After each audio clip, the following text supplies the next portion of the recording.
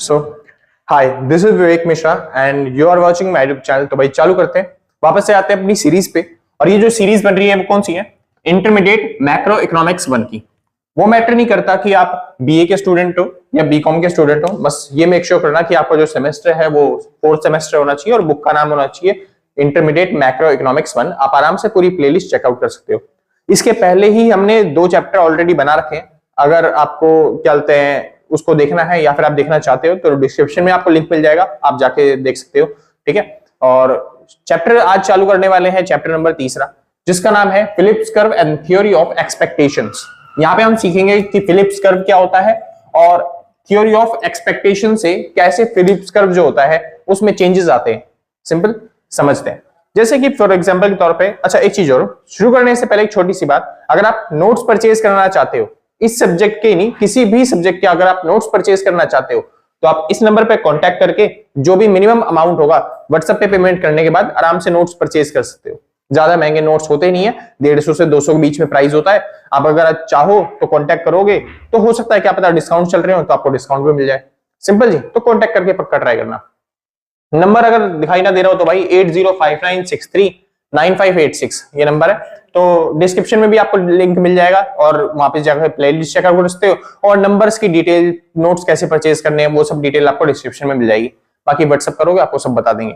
फिलहाल शुरू करते हैं आज का चैप्टर। चैप्टर का नाम है Phillips curve and theory of expectation. यहाँ पे हम सीखेंगे फिलिप्स कर्व आखिर होता क्या है और जो एक्सपेक्टेशंस हैं उससे क्या चेंजेस आते हैं फिलिप्स कर्व में, या फिर क्या बोलते हैं इन्फ्लेशन और डिफ्लेशन से क्या फर्क पड़ता है फिलिप्स कर्व में, उसके बारे में समझते हैं।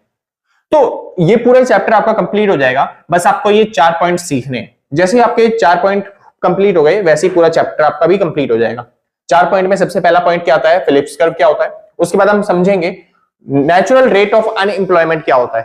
ठीक है जी। उसके बाद एडेप्टिव एक्सपेक्टेशन और रैशनल एक्सपेक्टेशन के बारे में हम समझेंगे। तो शुरुआत करते हैं। सबसे पहले बात आती है किसकी, फिलिप्स कर्व की। आखिर ये फिलिप्स कर्व है क्या?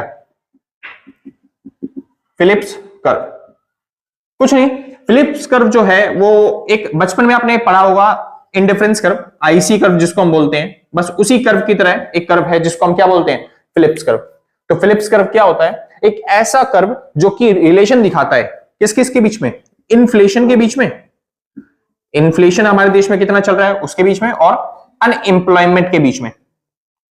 फिलिप्स कर्व क्या होता है? एक ऐसा कर्व जो इन्फ्लेशन और अनएम्प्लॉयमेंट के बीच में क्या दिखाता है, रिलेशन दिखा देता है। ठीक है जी। अब ये माना जाता है कि जैसे जैसे इन्फ्लेशन बढ़ती है ना, अनएम्प्लॉयमेंट देश के अंदर क्या होता है, घटता है। फॉर एग्जांपल के तौर पे समझाता हूं।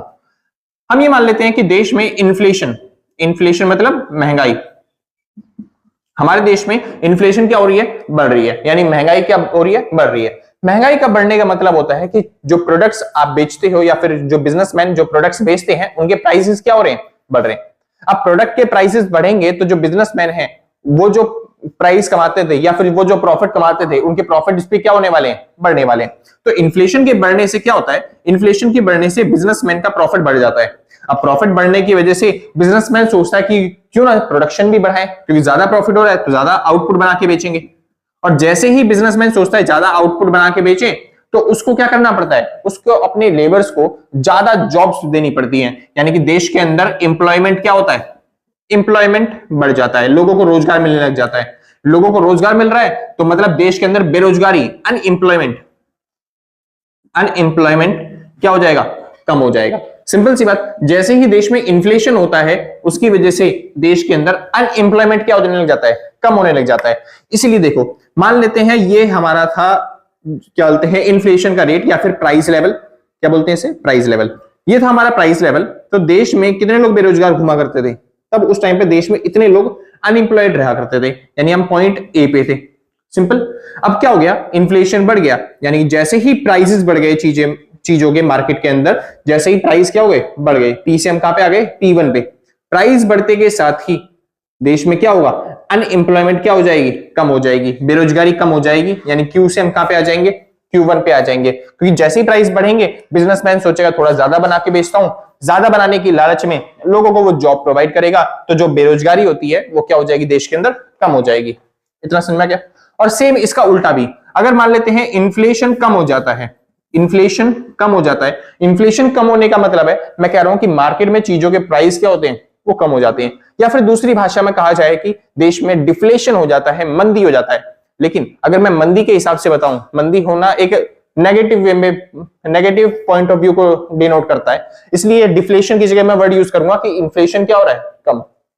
अगर देश में इन्फ्लेशन कम होता है यानी प्राइसेस कम मिलेंगे, कोई भी बिजनेसमैन सामान बेचेगा तो उसको प्राइस क्या मिलेगा, उसका कम मिलेगा, इसलिए उसका प्रॉफिट भी क्या होगा, कम। तो क्या बिजनेसमैन चाहेगा उतना सामान बनाना, उतना सामान बेचना? तो नहीं, तो वो प्रोडक्शन क्या करेगा, आउटपुट क्या करेगा, कम। जिससे जो उसके पास काम करने वाले मजदूर हैं, क्या वो उनको उतने रखेगा मजदूर जितने पहले रख रहा था? नहीं, उन लोगों को क्या करेगा, वो निकालेगा, यानी कि इंप्लॉयमेंट क्या होगी, कम। ज्यादा लोगों को काम नहीं मिलेगा, सिंपल जी। और इंप्लॉयमेंट कम रखेगा या फिर इंप्लॉय कम रखेगा तो उससे देश में अनएम्प्लॉयमेंट क्या होगा, बढ़ेगा। अनएम्प्लॉयमेंट यानी कि बेरोजगारी क्या हो जाएगी, बढ़ जाएगी। तो समझ में आया? जैसे ही इन्फ्लेशन घटता है वैसे ही अनएम्प्लॉयमेंट यानी कि बेरोजगारी क्या होती है, वो बढ़ जाती है। यानी कि इन्फ्लेशन और अनएम्प्लॉयमेंट में एक नेगेटिव रिलेशन दिखाई देता है। कैसा रिलेशन दिखाई देता है, नेगेटिव। इसी वजह से दैट्स वाई मैं कह सकता हूं कि जो इन्फ्लेशन है और जो अनएम्प्लॉयमेंट है, इनके अंदर कैसा रिलेशन दिखाई देता है, नेगेटिव। और इसी वजह से डेफिनेशन भी यही बनती है। फिलिप्स कर्व क्या होता है, एक ऐसा curve, it is a curve which shows the negative relationship between inflation and unemployment। एक ऐसा कर्व जो कि इन्फ्लेशन और अनएम्प्लॉयमेंट के बीच में नेगेटिव रिलेशन को रिप्रेजेंट करता है, उस कर्व को क्या बोलते हैं, फिलिप्स कर्व। इतना समझ में आ गया, कोई दिक्कत नहीं। जैसे फॉर एग्जांपल के तौर पे यही समझ लो, इन्फ्लेशन अगर कम हो रहा है, यहां से अगर हम यहां पे आ गए यानी कि P2 पे आ गए, तो उससे क्या होगा, उससे लोगों को बेरोजगारी क्या हो जाएगी, उससे बढ़ जाएगी। यानी लोगों को जॉब कम मिलने लग जाएगी, बेरोजगारी देश के अंदर बढ़ जाएगी। यानी हम पहले ए पॉइंट से हम बी पॉइंट पे गए थे, अब ए पॉइंट से हम कहां पे आ जाएंगे, सी पॉइंट पे। क्वांटिटी Q से Q1 हो जाएगी। सिंपल इतना, कोई दिक्कत तो नहीं, पक्की बात, बहुत अच्छे। यहाँ पे अनएम्प्लॉयमेंट दिखा रहा हूं कि लोग ज्यादा बेरोजगार होंगे अगर प्राइसेस क्या हो जाते हैं, चीजों के कम हो जाते हैं। बस ये सिंपल सा कंसेप्ट था, इसको बोलते हैं फिलिप्स कर्व। और ज्यादा मुश्किल इसके अंदर कुछ नहीं था, बस एक सिंपल सा कंसेप्ट था जो मैंने आपको बता दिया, कोई दिक्कत नहीं। और फिलिप्स कर्व कहता है कि इन्फ्लेशन और अनएम्प्लॉयमेंट के बीच में कैसा रिलेशन देखने को मिलेगा, नेगेटिव रिलेशन देखने को मिलेगा। सिंपल। अब थोड़ी सी और बात कर लेते हैं फिलिप्स कर्व के बारे में। भैया नेगेटिव रिलेशन अगर देखने को मिल रहा है तो हम फिलिप्स कर्व को ऐसा भी तो बना सकते थे, या फिर हम फिलिप्स कर्व को ऐसा भी तो बना सकते थे पीपीसी की तरह से। ये आईसी कर्व की तरह ही क्यों बन रहा है, यानी कि ये कॉन्वेक्स ही क्यों हो रहा है, ये स्ट्रेट लाइन या फिर कॉन्केव टू ओरिजिन क्यों नहीं हो रहा। कॉन्केव मतलब होता है नतोदर मूल बिंदु की ओर, लेकिन छोड़ो, ये कॉन्केव और स्ट्रेट लाइन क्यों नहीं है, ये कॉन्वेक्स ही क्यों हो रहा है। फिलिप्स कर्व जो है हमारा वो कॉन्वेक्स ही क्यों है, मैं इसलिए कहना चाह रहा हूं क्योंकि अगर ये स्ट्रेट लाइन होता तो एक पॉइंट ऐसा आता कि ये जो लाइन है वो इसको यानी कि एक्स एक्सिस को एक पॉइंट पे इंटरसेक्ट करती जहां पे इसके कोऑर्डिनेट हो जाते 0, या फिर इस जगह पे इंटरसेक्ट करती जहां पे y के कोऑर्डिनेट क्या हो जाते 0, सॉरी यहाँ पे x के कोऑर्डिनेट 0 हो जाते, जी कोमा कुछ भी होता, ठीक है जी। और यहाँ पे y की वैल्यू 0 हो जाती, यानी कि कुछ भी कोमा 0, ऐसे कोऑर्डिनेट होते। यानी कि या तो इन्फ्लेशन 0 होती और या फिर अनएम्प्लॉयमेंट 0 होती।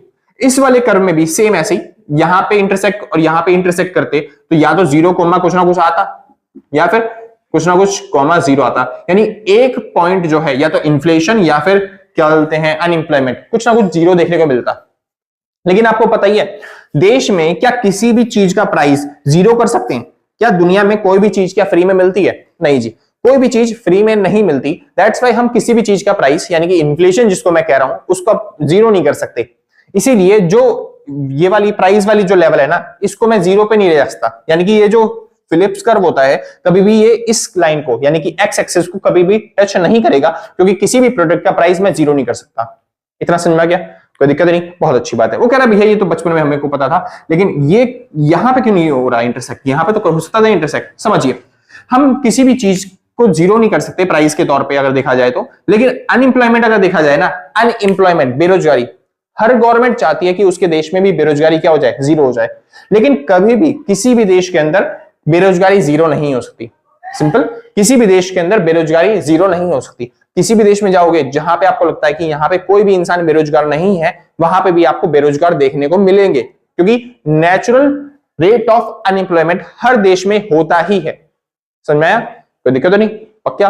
बढ़िया। और इसी से नया टॉपिक आता है हमारा निकल के, क्या? Natural rate of unemployment. एक छोटा सा टॉपिक है, फटाफट से एक बार इसको उतार लो जिसको उतारना है, फिर हम आगे चालू करते हैं, नेचुरल रेट ऑफ अनएम्प्लॉयमेंट के बारे में सीखेंगे। सिंपल जी, बहुत अच्छी बात। हाँ भाई, शुक्र है। चलिए फिर, तो अब बात आता है दूसरा टॉपिक का, और नेचुरल रेट ऑफ अनएम्प्लॉयमेंट के बारे में जानते हैं। अनएम्प्लॉयमेंट मैंने आपको बताया था, बेरोजगारी बहुत तरह की होती है, ठीक है जी। बेरोजगारी बहुत तरह की होती है और गवर्नमेंट हर तरह की बेरोजगारी जो होती है उसको दूर करने की कोशिश करती है। कौन कौन सी बताई थी? बस एक बार नाम लिख देता हूं। जैसे कि मैंने बताया था आपको, रूरल अनएम्प्लॉयमेंट, जो लोग शहर के गांव के अंदर रह के बेरोजगार होते हैं। दूसरा, अर्बन अनएम्प्लॉयमेंट, जो लोग शहर में रह के बेरोजगार होते हैं। दूसरा, एजुकेटेड अनएम्प्लॉयमेंट, जो पढ़े लिखे लोग बेरोजगार होते हैं। तीसरा, चौथा, अनएजुकेटेड, जो लोग अनपढ़ होते हैं और बेरोजगार होते हैं, अनएजुकेटेड अनएम्प्लॉयमेंट। इसके अलावा भी बहुत सारे थे, जैसे कि डिसगस्ट, जैसे कि क्या बोलते हैं, फ्रिक्शनल, जैसे कि सीजनल, जैसे कि स्ट्रक्चरल। ये सब मैं अनएम्प्लॉयमेंट जो थी वो बता चुका हूं कि क्या होती हैं, कैसे काम करती हैं, ठीक है। अगर आपने नहीं देखा है तो पिछली जो वीडियो है उसका लिंक डिस्क्रिप्शन में मिल जाएगा, आप जाके चेकआउट कर सकते हो। वो पढ़ लोगे तो फिर आपको पता चल जाएगा कितने तरह की अनएम्प्लॉयमेंट है और क्या क्या मेन रोल होते हैं इनके। फिलहाल नेचुरल रेट ऑफ अनएम्प्लॉयमेंट कहता है, किसी भी देश में अगर आप मानते हो कि वहां पे अनएम्प्लॉयमेंट जीरो है, क्या मानते हो आप कि अनएम्प्लॉयमेंट यानी कि बेरोजगारी जीरो है, तो ऐसा पॉसिबल नहीं होता। अननेचुरल रेट कहता है कि जीरो अनएम्प्लॉयमेंट कभी भी नहीं होती, हमेशा किसी ना किसी देश में, मतलब हर किसी देश में हमेशा कभी भी बेरोजगारी जीरो नहीं होती, कोई ना कोई कभी ना कभी बेरोजगार रहता ही है उस देश में। सिंपल जी। अब इसको कैसे बोलता है, क्योंकि वो, अब देखो, अगर गांव में रहने वाले जितने भी लोग हैं, मैंने सबको अगर जॉब प्रोवाइड कर दी, तो जो रूरल एरियाज के जितने भी लोग हैं, गांव में रहने वाले जितने भी लोग हैं, उन सबको जॉब मिल गई, तो फिर वो अनएम्प्लॉयड रहेंगे ही नहीं, सारे क्या कराएंगे, एम्प्लॉयड। तो हमने एक तरीके से गांव में रहने वाले लोगों की प्रॉब्लम को सॉल्व कर दिया, यानी अनएम्प्लॉयमेंट क्या हो गई, जीरो। सिंपल ना। वहीं से कंसेप्ट टूट के आता है, लोग सोचते हैं कि भाई यहाँ पे अनएम्प्लॉयमेंट में जीरो कर सकता हूं, ऐसा नहीं होता। कुछ ऐसी अनएम्प्लॉयमेंट्स होती हैं जो कभी भी जीरो नहीं हो सकती, जैसे कि फॉर एग्जांपल के तौर पे कौन कौन सी, अनएम्प्लॉयमेंट फ्रिक्शनल, प्लस में अनएम्प्लॉयमेंट कौन सी, ये स्ट्रक्चरल। सिंपल जी। इन दोनों जोड़ के आता है अपना वेज रेट, और वेज रेट डिसाइड करते समय ये जो अनएम्प्लॉयमेंट होती है, नेचुरल रेट ऑफ अनएम्प्लॉयमेंट, ये बनी रहती है। मतलब मैं क्या कहना चाह रहा हूं, ये जो फ्रिक्शनल अनएम्प्लॉयमेंट है ये कभी भी जीरो नहीं होती, ये जो स्ट्रक्चरल अनएम्प्लॉयमेंट है ये भी कभी भी जीरो नहीं होती। ऐसा क्यों भैया?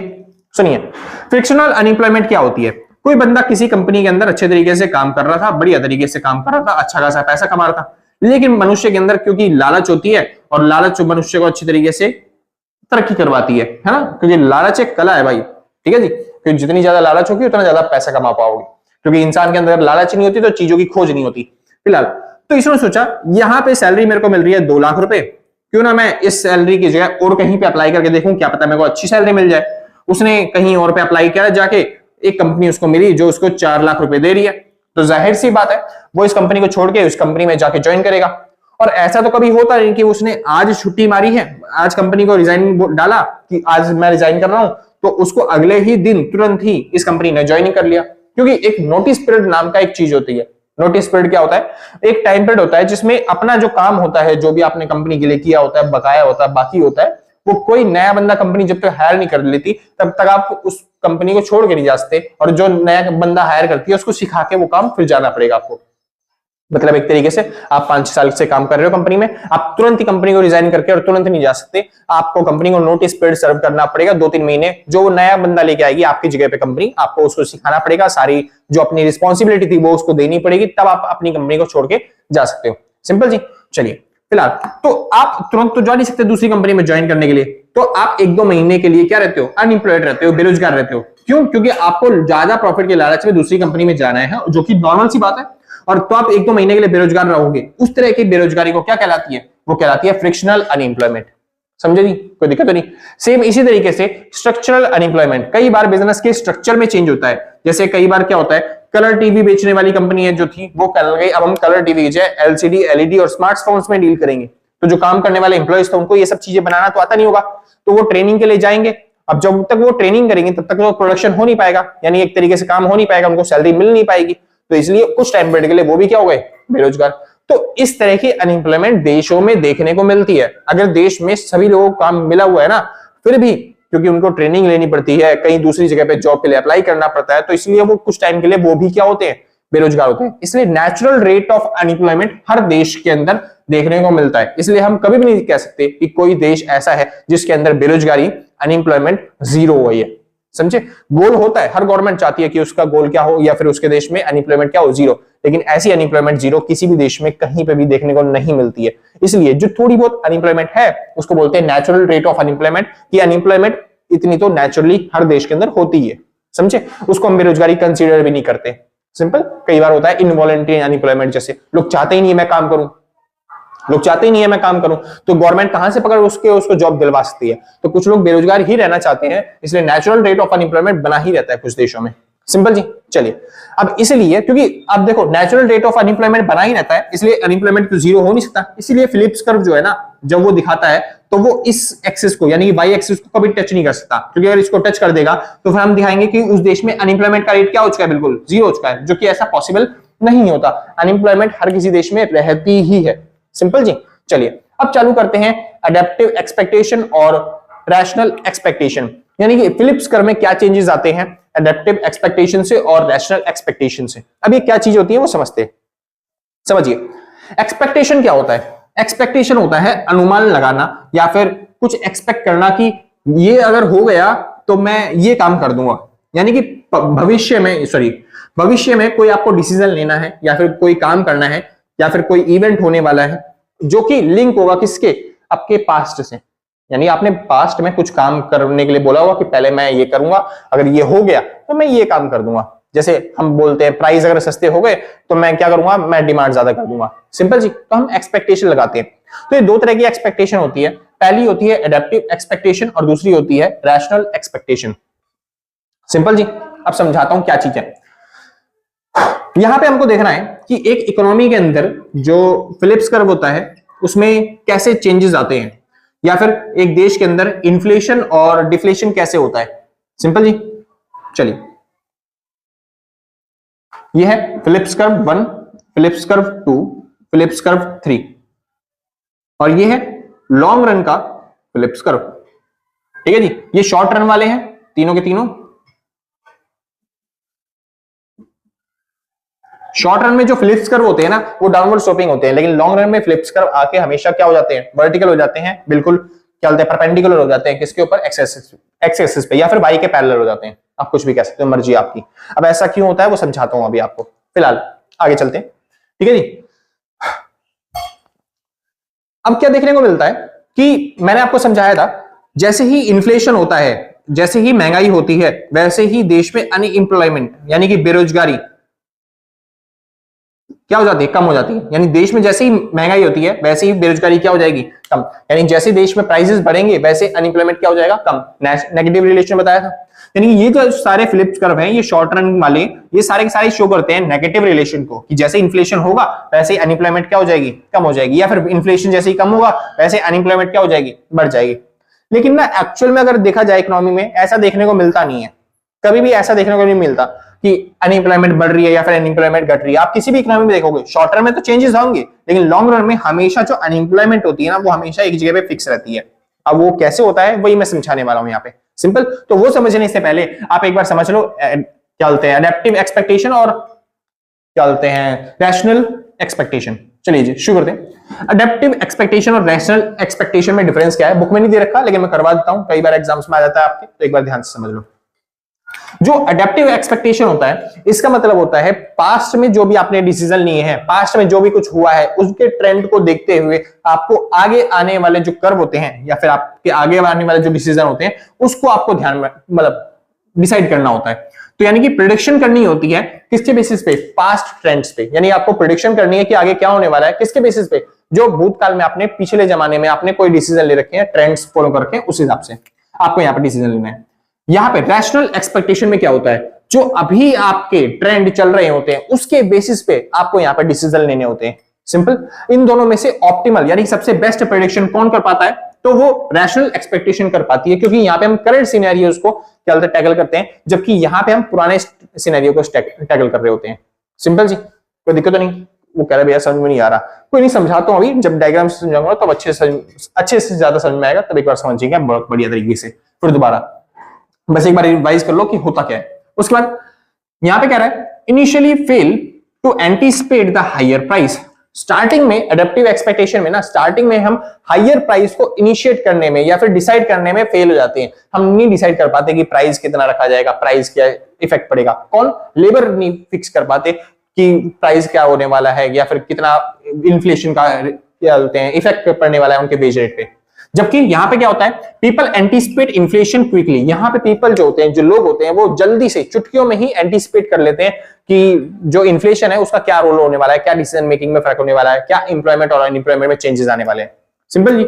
इसलिए यहाँ पे शॉर्ट रन में कर्व कैसा होता है, ये शॉर्ट रन की बात हो रही है, लॉन्ग रन में तो दोनों में ही वर्टिकल होता है, लेकिन शॉर्ट रन की बात है, शॉर्ट रन में यहाँ पे डाउनवर्ड स्लोपिंग कर्व होता है सेम इसी तरीके का, और यहाँ पे शॉर्ट रन में भी कैसा कर्व होता है, बिल्कुल वर्टिकल, जैसे लॉन्ग रन में होता है वैसे ही फिलिप्स कर्व होता है यहाँ पे, फिलिप्स कर्व।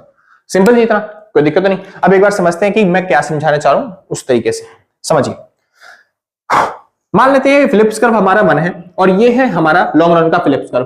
तो क्या होता है, यहां पे हम इक्विलिब्रियम में है, ठीक है जी, ये पॉइंट बन गया हमारा इक्विलिब्रियम पॉइंट, ठीक है। यहां पे हमारा रेट चल रहा है, प्राइसेस चल रहे हैं, जो भी प्रोडक्ट के प्राइसेस हैं, और इतने देश के अंदर अनएम्प्लॉयड है, अनएम्प्लॉयमेंट इतनी है, यानी कि क्यू मान लेता हूं मैं। सिंपल, कोई दिक्कत नहीं। अब क्या होता है, गवर्नमेंट देखती है प्राइसेस जो चल रहे हैं ना वो 5 रुपए चल रहे हैं, क्या चल रहे हैं, 5 रुपए चल रहे हैं, ठीक है जी, और देश में बेरोजगारी क्या है, ज्यादा है, 5 रुपए, ठीक है। अब गवर्नमेंट कहती है कि देश के अंदर चीजों के प्राइसेस कितने चल रहे हैं, मान लेते हैं 5 रुपए चल रहे हैं, और गवर्नमेंट कह लेंगे अनएम्प्लॉयमेंट बेरोजगारी क्या है, ज्यादा। अब गवर्नमेंट हो गई या फिर फॉरेन इन्वेस्टर हो गए, वो चाहते हैं हमारे देश की बेरोजगारी को कम करना, अनएम्प्लॉयमेंट को कम करना, और अनएम्प्लॉयमेंट कम कब होती है, जब देश में क्या होता है, इन्फ्लेशन। तब गवर्नमेंट ने सोचा क्योंकि इन्फ्लेशन कर देते हैं, देश में बेरोजगारी कम हो जाएगी, तो गवर्नमेंट ने क्या किया, गवर्नमेंट ने लगा दिया यहाँ पे टैक्स। गवर्नमेंट ने क्या किया, यहाँ पे लगा दिया टैक्स। मान लेते हैं 3 रुपए का टैक्स लगाया, अब जो प्रोडक्ट के प्राइस थे वो 5 रुपए से बढ़ के कितने हो चुके हैं, 8 रुपए, यानी कि प्रोडक्ट के प्राइस मैं यहाँ पे लेता हूँ, एक बार ड्रॉ कर लेता हूँ ताकि आपको समझा पाऊं। यहाँ पे हो चुके 8 रुपए प्राइस, ठीक है, P1, क्या बोलूंगा, P1, यानी प्राइस क्या हो चुके हैं, बढ़ चुके हैं। अब जैसे ही प्राइस 5 रुपए से बढ़ के 8 रुपए पहुंच गए, देश में क्या हो गया, इन्फ्लेशन हो गया, महंगाई हो गई। सिंपल। आम पब्लिक को नहीं पता, जो काम करने वाले मजदूर हैं उनको नहीं पता। सिंपल। पता किसको है, जिसके ऊपर गवर्नमेंट ने टैक्स लगाया। गवर्नमेंट टैक्स किसके ऊपर लाती है, बिजनेसमैन के ऊपर। हाँ, अल्टरनेटली मतलब अल्टीमेटली जाके उसी को भरना पड़ता है जो कंज्यूमर होता है, लेकिन फिर भी जो आम कंज्यूमर होता है वो जल्दी से न्यूज फॉलो नहीं कर पाता, या फिर उनको उतनी नॉलेज नहीं होती। ज्यादातर नॉलेज किसको होती है, बिजनेसमैन को होती है। तो बिजनेसमैन ने प्राइस क्या कर दी है, बढ़ा दी है, और वो 5 रुपए से कितने में बेच रहा है अपना प्रोडक्ट, अब 8 रुपए में बेच रहा है। तो बिजनेसमैन को यहाँ पे क्या होगा, प्रॉफिट होगा, जाहिर सी बात है। कंज्यूमर को पता ही नहीं है, वो तो 5 रुपए की सैलरी मांग रहे हैं। चलो, तो बिजनेसमैन 8 रुपए प्रॉफिट में बेच रहा है अपना प्रोडक्ट। तो पहले वो 5 रुपए में बेचता था, अब वो प्रोडक्ट कितने में बेच पा रहा है, 8 रुपए में, जिससे बिजनेसमैन को क्या होगा, प्रॉफिट होगा, जाहिर सी बात है। और जैसे ही बिजनेसमैन को प्रॉफिट होगा, वो क्या करेगा, वो और ज्यादा सामान बेचने की कोशिश करेगा। सिंपल जी। और ज्यादा सामान बेचेगा, यानी कि अनएम्प्लॉयमेंट देश के अंदर क्या हो जाएगा, कम हो जाएगा। जैसे गवर्नमेंट ने सोचा था वैसे ही होगा। तो बस हम यहां इस पॉइंट से, ये जो प्राइस बढ़े हैं, प्राइस बढ़ने की वजह से हम कहां पे आ जाएंगे, इसी फिलिप्स कर्व पे हम मूव करेंगे, यहां से हम इस पॉइंट पे आ जाएंगे। इतना सिंपल। यानी कि अब देश के अंदर क्या हो गया, इंप्लॉयमेंट बढ़ गया, लोगों को काम मिलने लग गया, लोग ज्यादातर काम कर रहे हैं, क्योंकि प्राइस क्या हो गया, बढ़ गया। इन्फ्लेशन बढ़ने के साथ ही अनएम्प्लॉयमेंट कम होता है, तो देखो वो भी हो गया, अनएम्प्लॉयमेंट कम हो गया, लोग बेरोजगार क्या हो गए, कम। अब क्या होता है ये तो शॉर्ट टर्म की बात है, शॉर्ट टर्म में ऐसा होता है, लेकिन धीरे धीरे कहीं ना कहीं लोगों तक अल्टीमेटली वो न्यूज पहुंची जाती है कि प्राइसेस क्या हो चुके हैं, बढ़ चुके हैं। अब क्योंकि जब वो खर्चा पानी करने जाएंगे, जब उनको चीजें महंगी मिलेगी, तो लेबर जो होते हैं वो भी क्या करेंगे, अपनी डिमांड्स बढ़ाएंगे, और डिमांड बढ़ाएंगे तो वो भी 8 रुपए की ही डिमांड करेंगे। तो जो अल्टीमेटली जाके क्या होगा, ये जो बिजनेसमैन था, इसका जो प्रॉफिट पहले बढ़ा था, अब ये प्रॉफिट वापस से क्या होने लग जाएगा, वापस से घटने लग जाएगा। अब जैसे ही प्रॉफिट घटने लग जाएगा, तो फिर ये सोचेगा नया इक्विलिब्रियम कहां पे मिलेगा। अब नया इक्विलिब्रियम कहां पे मिलेगा, इसके लिए इसको बनाना पड़ेगा नया फिलिप्स कर्व, जिसकी वजह से क्या हुआ, प्राइस तो कम नहीं हुए ना, प्राइस उतना ही है 8 रुपए पे, इसलिए हमको नया फिलिप्स कर्व बनाना पड़ेगा। अगर प्राइस कम हुए तो मैं वापस आ जाता यहीं पे। प्राइस तो नहीं है, तो नया फिलिप्स कर्व बनाया हमने और इससे पता चला वापस से अनएम्प्लॉयमेंट क्या हो जाएगी, फिर वापस से बढ़ जाएगी, यानी बेरोजगारी अनएम्प्लॉयमेंट फिर से वापस से बढ़ गई, क्योंकि प्रॉफिट किसका मार्जिन क्या हो गया, कम हो गया, जिसकी वजह से ये लोग निकालेगा, लोग निकालेंगे तो वो लोग क्या हो जाएंगे, अनएम्प्लॉयड, यानी अनएम्प्लॉयमेंट बढ़ जाएगी। यहाँ पे प्राइस बढ़े थे, यहाँ पे प्राइस क्या हो गया, वापस से कम तो नहीं हुए, प्राइस उतना ही है, कांस्टेंट ही है, इसलिए तो शिफ्ट हो रहा है, लेकिन जो कंज्यूमर थे या फिर जो लेबर थे उन्होंने अपनी डिमांड क्या कर दी, बढ़ा दी, जिसकी वजह से हम अल्टीमेटली कहां पे पहुंच जाएंगे, यहाँ पे। और इसलिए आप देखोगे जो फिलिप्स कर्व होता है वो डाउनवर्ड स्लोपिंग तो होता है, लेकिन लॉन्ग रन में जाके हमेशा ही हर किसी को पता चल जाता है भाई इन्फ्लेशन होने वाला है या फिर डिफ्लेशन होने वाला है, उससे अल्टीमेटली कंज्यूमर तक ये चीजें पहुंच जाती हैं। तो लॉन्ग रन में हमेशा फिलिप्स कर्व हमारा क्या हो जाता है, वर्टिकल हो जाता है, यानी अनएम्प्लॉयमेंट पे कोई फर्क नहीं पड़ता। नेचुरल रेट ऑफ अनएम्प्लॉयमेंट जो होता है वो देश में रहता ही है, चाहे आप देश में इन्फ्लेशन कर लो चाहे देश में डिफ्लेशन कर लो, मर्जी है आपकी, समझे जी।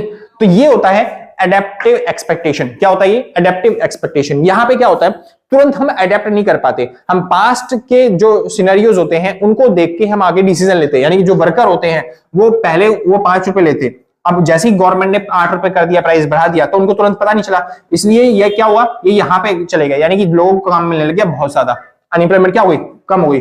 लेकिन जब वर्कर ने देखा कि पास्ट में उनको क्या बोलते हैं इतना पैसा मिल रहा था और अब इतने प्राइस जो थे पहले कम थे, अब चीजों के प्राइस बढ़ चुके हैं, इसलिए उन्होंने क्या किया, डिमांड ज्यादा करनी चालू करी, जिसकी वजह से क्या बोलते हैं जो वर्कर थे या फिर जो काम करने वाले लोग थे उन्होंने वेजेस बढ़ाए तो बिजनेसमैन को प्रॉफिट कम हुआ तो इन्फ्लेशन मतलब कि इन्फ्लेशन का कोई फर्क पड़ेगा नहीं, अब उससे क्या होगा, हम इक्विलिब्रियम पॉइंट से यहाँ पे आ जाएंगे। अब यहाँ पे आ गए तो क्या हो गया, अनएम्प्लॉयमेंट वापस से हमारा वही बरकरार आ गया जो नेचुरल पहले था, अब हम दोबारा से नेचुरल पे ही आ चुके हैं।